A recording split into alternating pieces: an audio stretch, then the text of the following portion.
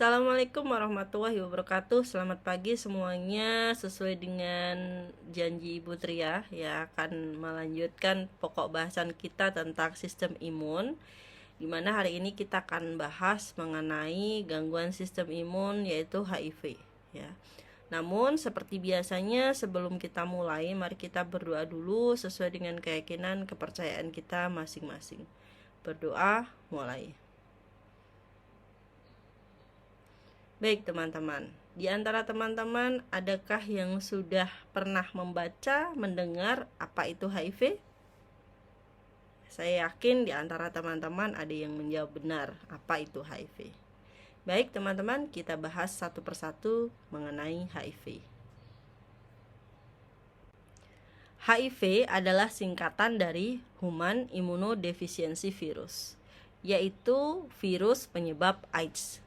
AIDS adalah sindroma yang menunjukkan defisiensi imun seluler pada seseorang tanpa adanya penyebab yang diketahui untuk dapat menerangkan terjadinya defisiensi tersebut, seperti keganasan, obat-obat supresi imun, dan penyakit infeksi yang sudah dikenal maupun sebagainya.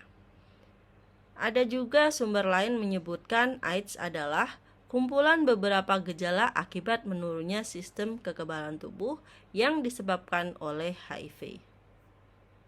Berikut merupakan data HIV/AIDS di dunia. Sumbernya UNAIDS tahun 2019. Pada gambar di atas terlihat bahwa populasi terinfeksi HIV terbesar di dunia adalah di benua Afrika, yaitu sekitar 25,7 juta orang. Kemudian di Asia Tenggara sebanyak 3,8 juta dan di Amerika 3,5 juta. Sedangkan yang terendah ada di Pasifik Barat sebanyak 1,9 juta orang. Tingginya populasi orang terinfeksi HIV ini mengharuskan Indonesia yang berada di Asia Tenggara untuk lebih waspada terhadap penyebaran dan penularan virus ini. Adakah di antara teman-teman yang pernah mendengar fenomena gunung es HIV/AIDS? Ya, isu HIV/AIDS ini lebih dikenal akrab dengan fenomena gunung es karena pada dasarnya, pada kenyataannya, ya, bahwasanya hanya sedikit kasus pengidap HIV/AIDS yang terdeteksi di antara lebih banyak kasus masyarakat yang belum terdeteksi.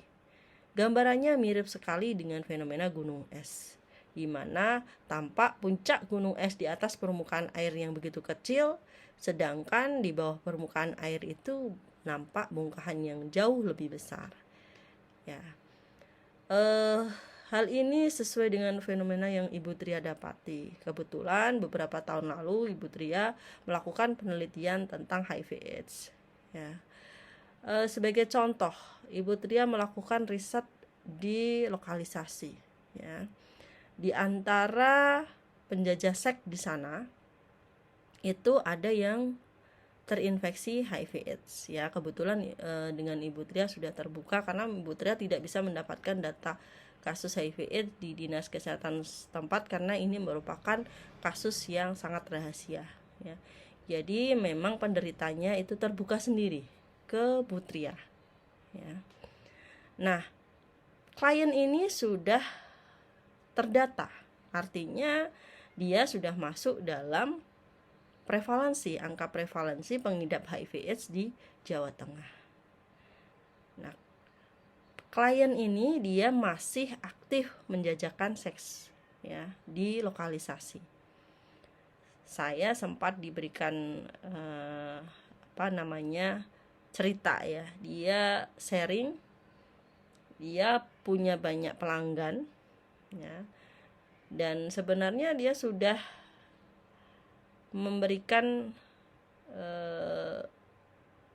gambaran kepada orang-orang ataupun langganannya, ya.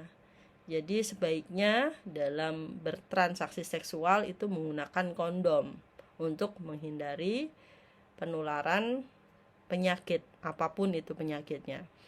Tapi dalam kenyataannya sesuai dengan sharing klien Ibu Tria yang sebagai responden penelitian itu, dia mengatakan bahwasanya ada beberapa, bahkan sebagian besar kliennya itu tidak menginginkan menggunakan kondom. Artinya apa? Artinya mereka bisa saja terinfeksi HIV/AIDS, ya, dan belum dilakukan pendataan. Dan kemungkinan besar orang-orang ini yang sebagai pelanggan klien yang tadi terinfeksi HIV/AIDS, dia punya pasangan hidup masing-masing. Ya. Kalau dia cuman berhubungan seksual dengan pasangannya masing-masing, kemungkinan yang tertular hanya pasangannya. Tetapi ya, kemungkinan juga dia bermain dengan orang lain, ya, karena tipe-tipe pasangan yang tidak setia. Karena apa? Dia kan juga beli di area lokalisasi seperti itu. Artinya kemungkinan ada banyak orang yang tertular HIV/AIDS dan itu belum terdata. Dan lebih terlebih klien HIV/AIDS ini dia akan muncul gejala itu rata-rata 10 tahun kemudian. Jadi selama 10 tahun mungkin dia akan berkelana, ya, membawa infeksi dari satu orang ke orang lain, dan orang-orang itu semuanya kemungkinan karena belum muncul sindrom atau gejala, maka mereka tidak melakukan pemeriksaan. Artinya apa? Artinya yang terdeteksi, ya, yang ada di data sebagai prevalensi ini merupakan data yang belum sebenarnya. Jumlahnya masih kemungkinan besar yang tidak terdata lebih banyak dari contoh yang tadi fenomena Buddria Dapati. Berikut merupakan gambaran distribusi penderita HIV baru berdasarkan populasi berisiko secara global. Di sini digambarkan populasi lainnya itu lebih besar. Ini merupakan gambaran fenomena gunung es. Sebenarnya yang merah ini merupakan data pengidap HIV/AIDS yang memang belum benar-benar teridentifikasi, ya. Sedangkan yang sudah teridentifikasi ada pekerja seks, itu jumlahnya sekitar 6%, dan orang yang memakai narkoba suntik atau penasun ada 12%, LSL ada 17%, wanita transgender ada 1%, kemudian pelanggan pekerja seks ada 18%. Lalu ini gambaran peningkatan risiko tertular HIV di antara populasi berisiko di dunia. Yang pertama ada lelaki seks dengan lelaki, lalu orang yang memakai narkoba suntik.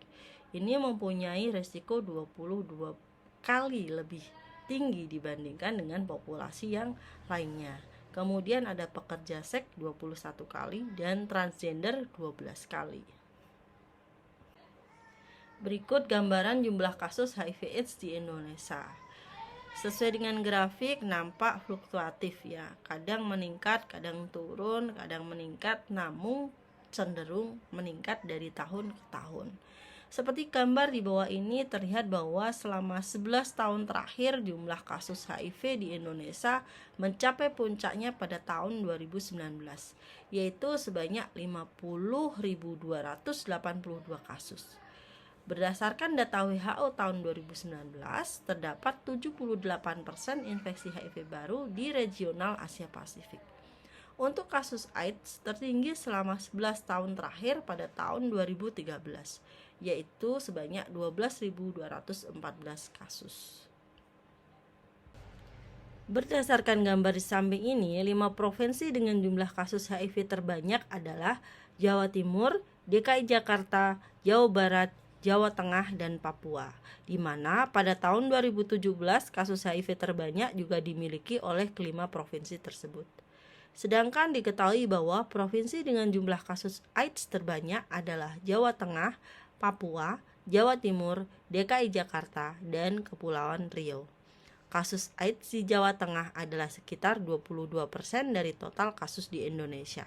Tren kasus HIV/AIDS tertinggi dari tahun 2017 sampai dengan 2019 masih sama, yaitu sebagian besar di Pulau Jawa. Persentase HIV dan AIDS yang dilaporkan berdasarkan jenis kelamin tahun 2019, baik HIV maupun AIDS mayoritas diidap oleh laki-laki, yaitu untuk HIV ada 64,50% dan AIDS 68,60%.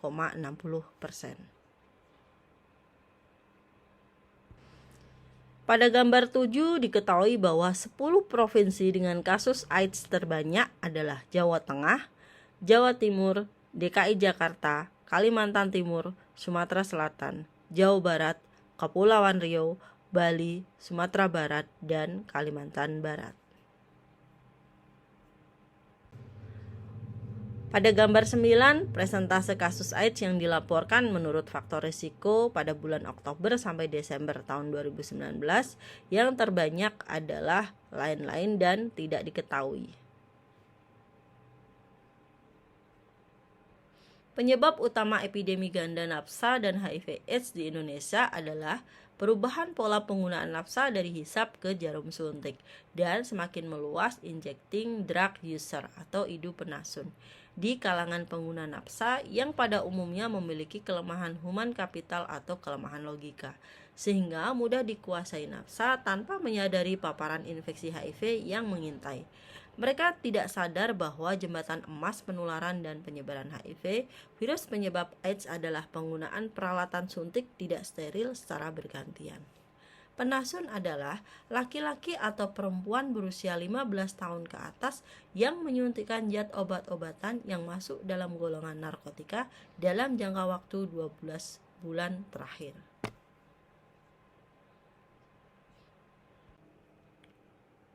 Berikutnya kita akan bahas penyebab HIV/AIDS. Penyebab adalah golongan virus retro yang disebut Human Immunodeficiency Virus atau HIV. HIV pertama kali ditemukan pada tahun 1983 sebagai retrovirus dan disebut HIV-1. Pada tahun 1986 di Afrika ditemukan lagi retrovirus baru yang diberi nama HIV-2. HIV-2 dianggap sebagai virus kurang patogen dibandingkan dengan HIV-1. Maka untuk memudahkan keduanya disebut HIV. Transmisi infeksi HIV dan AIDS terdiri dari 5 fase. Yang pertama, periode jendela, lamanya 4 minggu sampai 6 bulan setelah infeksi dan tidak ada gejala. Yang kedua, fase infeksi HIV primer akut, lamanya 1 sampai 2 minggu dengan gejala flu-like illness. Yang ketiga, infeksi asimptomatik, lamanya 1 sampai 15 atau lebih dari tahun ke tahun dengan gejala tidak ada. Yang keempat, supresi imun simptomatik di atas 3 tahun dengan gejala demam, keringat malam hari, berat badan menurun, diare, neuropati, lemah, ada ras, limfadenopati, dan lesi mulut. Dan yang kelima, AIDS. Lamanya bervariasi antara 1 sampai 5 tahun dari kondisi AIDS pertama kali ditegakkan. Didapatkan infeksi oportunitis berat dan tumor pada berbagai sistem tubuh dan manifestasi neurologis. Berikut gambar virus Human Immunodeficiency. AIDS dapat menyerang semua golongan umur, termasuk bayi, pria maupun wanita. Yang termasuk kelompok risiko tinggi adalah yang pertama, lelaki homoseksual atau biseksual, yang kedua, orang yang ketagihan obat intravena, yang ketiga, partner seks dari penderita AIDS, yang keempat, penerima darah atau produk darah transfusi, yang kelima, bayi dari ibu atau bapak yang terinfeksi HIV/AIDS. Lalu bagaimana HIV menular? HIV menular melalui perpindahan cairan tubuh dari ibu yang sedang hamil, kemudian ibu yang melahirkan, ibu yang menyusui, dan hubungan seksual. HIV juga menular melalui darah, misalnya karena penggunaan jarum suntik yang bergantian, tato alis, sulam bibir, atau pemasangan tindik dengan alat-alat yang tidak steril dan bergantian satu sama lain, dan di antara penggunanya adalah pengidap HIV/AIDS. Berikut merupakan perilaku berisiko tertular HIV/AIDS. Yang pertama adalah tidak setia dan berganti-ganti pasangan dan melakukan hubungan seksual tanpa kondom, di mana di antara pasangannya adalah pengidap HIV/AIDS. Yang kedua, bergantian jarum suntik dengan pengidap HIV/AIDS. Berikutnya, HIV/AIDS tidak menular melalui gigitan nyamuk, bersalaman atau sentuhan, ciuman atau pelukan, menggunakan peralatan makan atau minum bersama, tinggal satu rumah, dan menggunakan jamban bersama.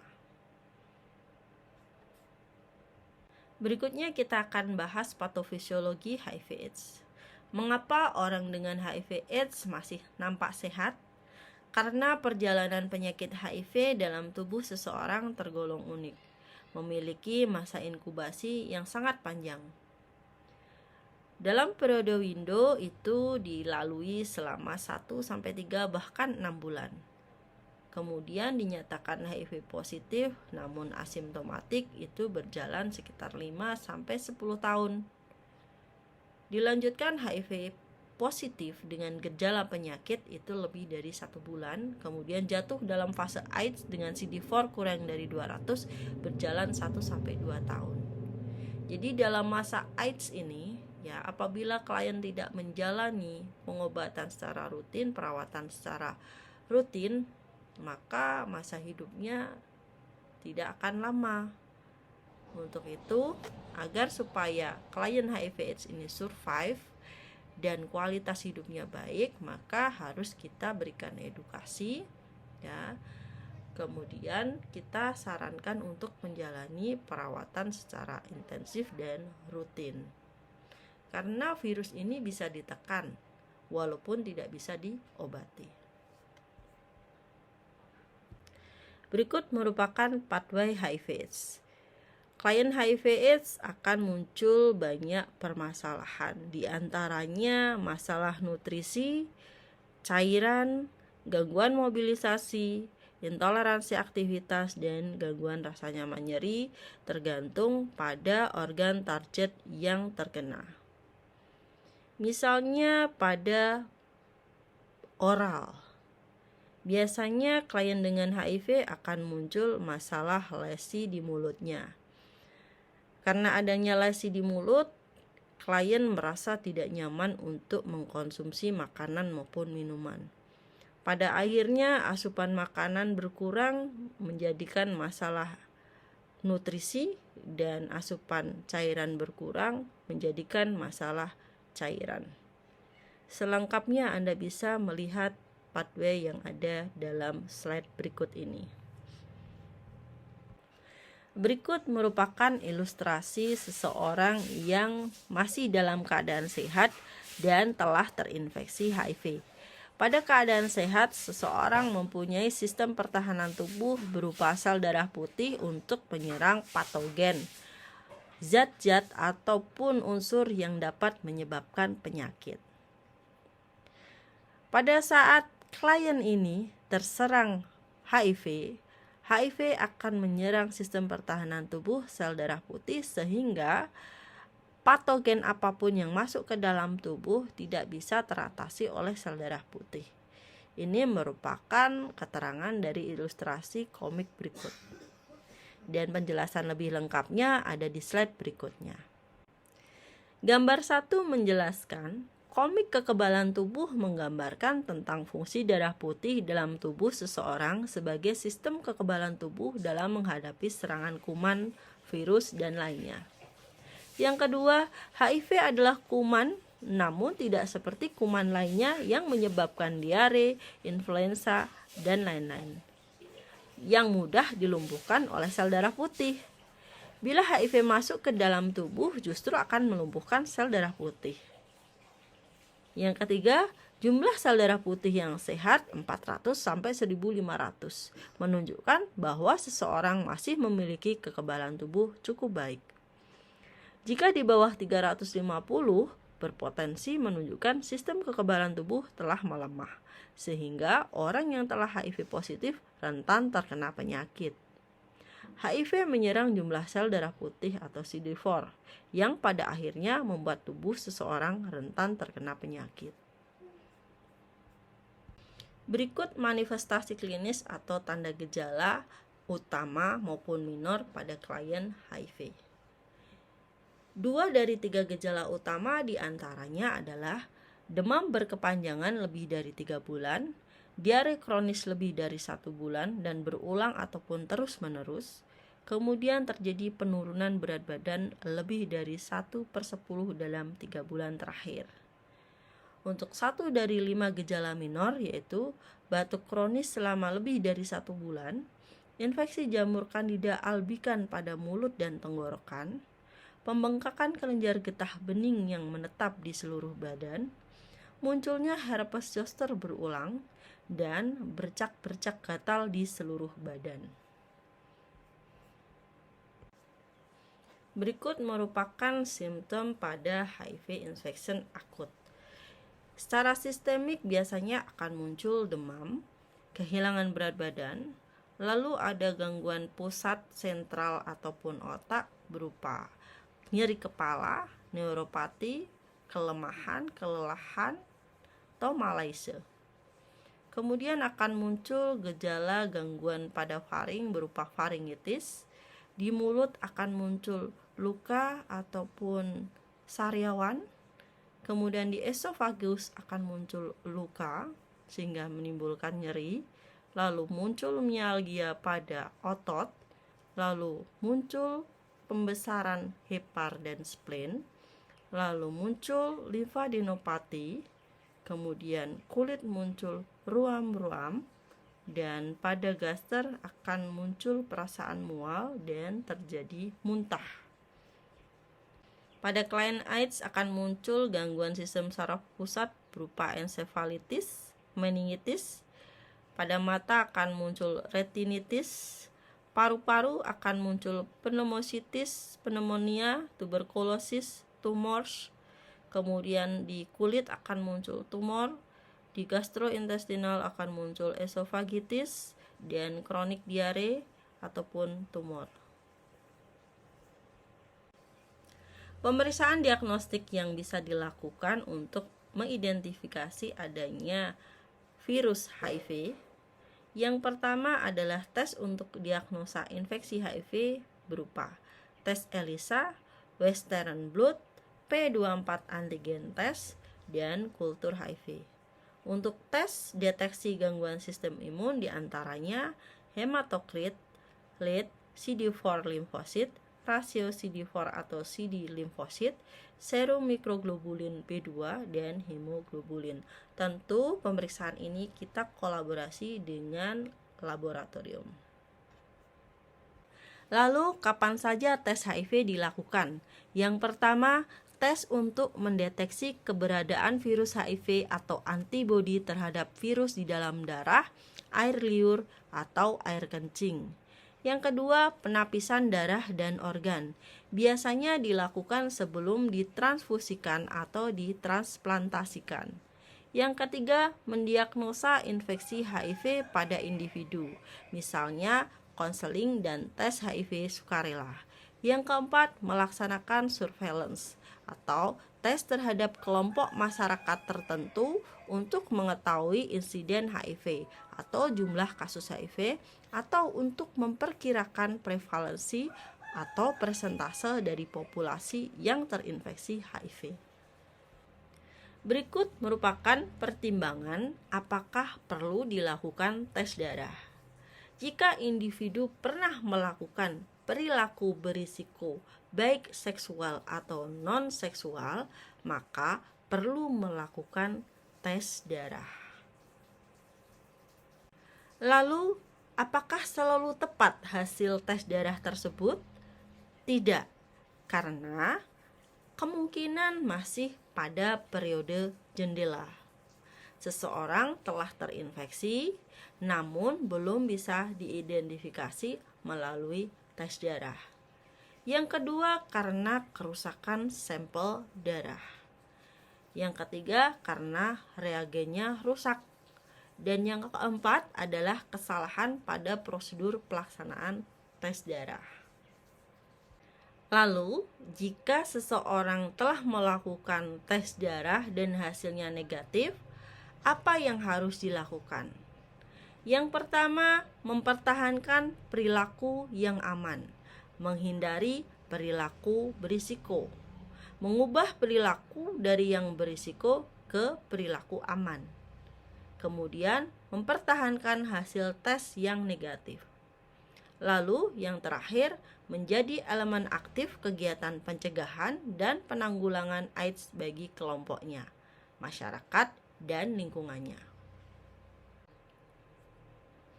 Lalu, mengapa sih konseling dan tes sukarela itu penting? Ya, yang pertama, dengan mengetahui status lebih dini, maka akan memudahkan perencanaan dalam penanganannya. Yang kedua, meningkatkan kualitas hidup sehingga mengurangi angka kesakitan dan kematian. Walaupun tidak dapat disembuhkan, penyakit dapat dikendalikan dengan baik. Dan yang ketiga, memutus mata rantai penularan HIV yang meluas. Berikut merupakan jenis pelayanan HIV/AIDS. Yang pertama, konseling dan testing secara sukarela adalah tes individu dengan sukarela untuk mengetahui status HIV seseorang. Tes ini merupakan pengambilan darah dan pemeriksaan laboratorium secara sukarela yang harus disertai konseling. Yang kedua, prevention of parent-to-child transmission merupakan pelayanan yang dikhususkan terhadap orang tua yang terinfeksi HIV. Setiap orang tua, terutama ibu hamil yang berstatus HIV positif, menjadi perhatian dari pelayanan ini. Berikutnya, provider initiated testing and counseling merupakan layanan pemeriksaan darah untuk mengetahui status HIV seseorang berdasarkan pada inisiatif atau rekomendasi dari petugas kesehatan, dan pasien menerima saran tersebut. Hal ini biasanya terjadi dalam setting medis. Yang berikutnya, care support and treatment merupakan layanan terkait dengan pemberian dukungan kepada orang yang telah berstatus HIV. Pelayanan ini akan terjadi setelah seseorang melalui proses tes darah atau ketika seseorang yang telah menerima status HIV. Berikut merupakan pencegahan HIV. Yang pertama, A. Abstinence. Yang kedua, B. Be faithful. Yang ketiga, C. Kondom. Yang keempat, D. No drugs. Dan yang terakhir, E. Equipment or education. Untuk yang A, abstinence adalah tidak berhubungan seks di luar nikah. Artinya Anda harus setia dan tidak berganti-ganti pasangan. Yang kedua, B. Be faithful adalah saling setia dengan pasangannya. Yang ketiga, C. Kondom, yaitu penggunaan kondom saat berhubungan seksual. Yang kelima, no drugs atau tidak memakai narkoba, terutama narkoba yang menggunakan alat suntik. Kemudian ada equipment yang artinya menggunakan peralatan steril. Kalau mau akupuntur atau tato, jangan menggunakan jarum yang sudah digunakan oleh orang lain. Gunakanlah jarum yang steril dan hanya untuk Anda sendiri.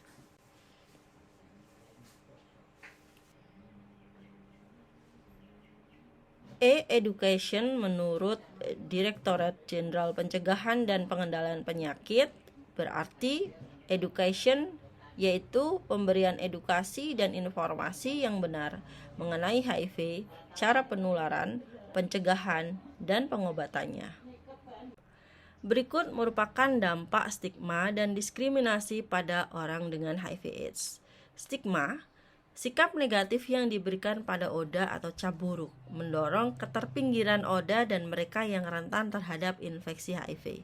Mengingat HIV dan AIDS sering dikaitkan dengan seks, penggunaan narkoba, dan kematian, banyak orang yang tidak peduli, tidak menerima, dan takut terhadap penyakit ini, dan menyebabkan beberapa ODA dan orang yang rentan terhadap HIV dan AIDS menjadi kurang dihargai dan merasa malu, sedangkan kelompok lainnya merasa superior.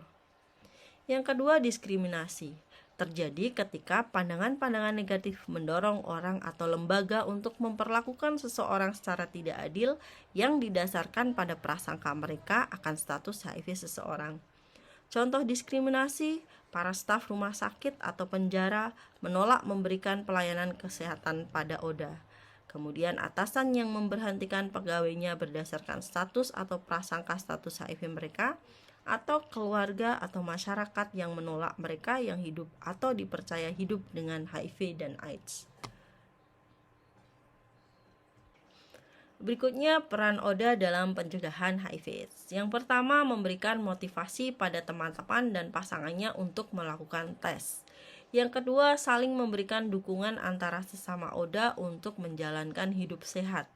Yang ketiga, melakukan diseminasi informasi dan advokasi untuk menghapus diskriminasi dan stigmatisasi terhadap Oda. Yang keempat, memperluas jaringan layanan dalam rangka memudahkan dukungan layanan terkait dengan kebutuhan Oda. Dan yang kelima, pemutusan mata rantai penularan terhadap pasangan melalui pencegahan dan perilaku aman. Berikut merupakan tugas petugas lapangan. Yang pertama, menyebarkan informasi tentang pengetahuan dasar HIV dan AIDS. Yang kedua, melakukan promosi pencegahan. Yang ketiga, promosi layanan-layanan yang terkait dengan HIV dan AIDS. Dan merujuk klien dengan HIV/AIDS melakukan pemeriksaan sukarela, konseling tes sukarela, dan tindak lanjut hasil rujukan KTS. Selanjutnya kita akan bahas asuhan keperawatan klien dengan HIV/AIDS. Yang pertama, pengkajian. Lakukan pengkajian riwayat kesehatan dahulu, sekarang, dan keluarga. Kemudian, lakukan pengkajian penampilan umum, biasanya ditemukan pucat dan kelaparan.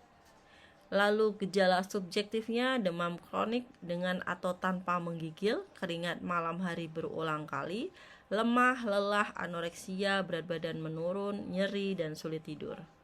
Secara psikososial biasanya didapati kehilangan pekerjaan dan penghasilan, perubahan pola hidup, mengungkapkan perasaan takut, cemas, dan meringis kesakitan. Untuk status mental biasanya muncul marah atau pasrah, depresi, ide bunuh diri, apatis, withdrawal, hilang interest pada lingkungan sekitar, gangguan proses pikir, hilang memori, gangguan atensi dan konsentrasi, halusinasi, dan delusi.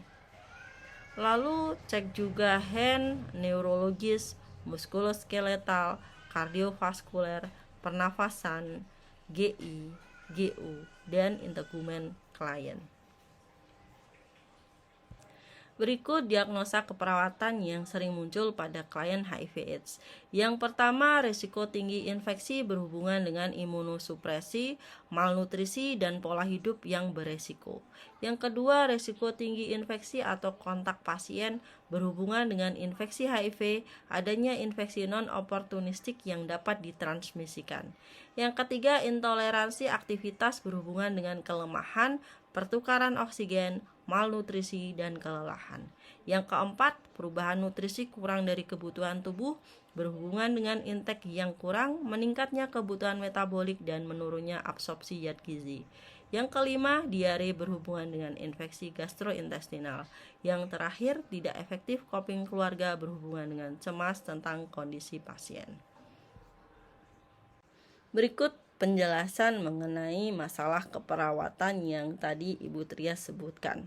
Yang pertama, risiko tinggi infeksi berhubungan dengan imunosupresi, malnutrisi, dan pola hidup yang berisiko.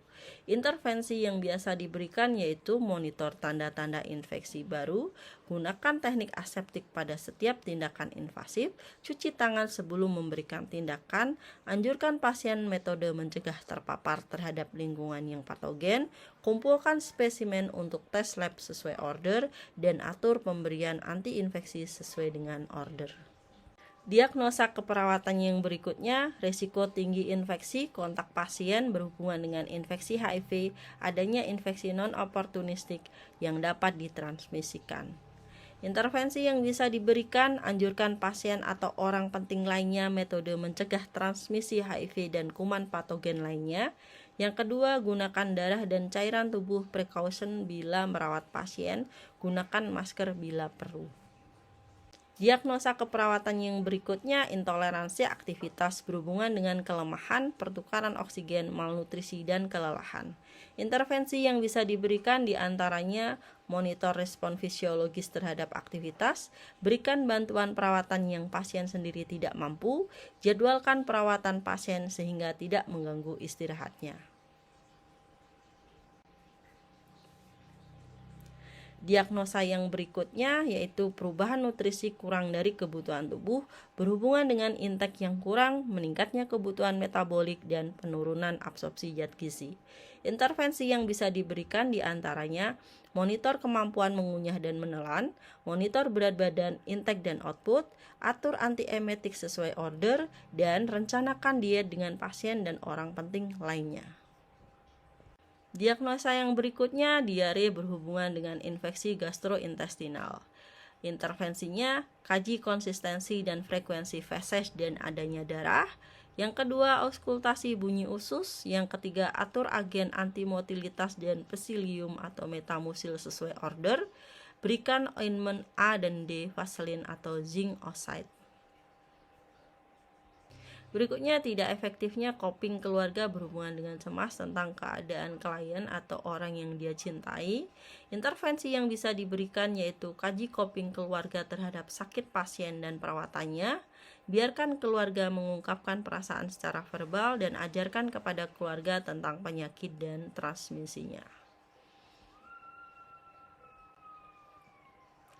Alhamdulillah teman-teman, ini sudah sampai slide yang terakhir. Berikut referensi yang Ibu Tria gunakan untuk membahas masalah HIV/AIDS. Tentu Anda bisa mencari lagi literatur lain untuk memperdalam informasi terkait dengan HIV/AIDS.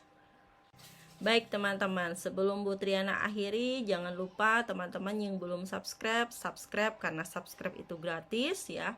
Jangan lupa like, lalu share, juga komen kalau Anda semua ada pertanyaan mengenai materi yang Bu Triana sampaikan hari ini. Semoga bermanfaat, semoga kita semua selalu diberikan kesehatan dan sukses dan selalu dimudahkan urusannya. Assalamualaikum warahmatullahi wabarakatuh. Sekali lagi, mohon maaf kurang lebihnya. Wassalamualaikum warahmatullahi wabarakatuh.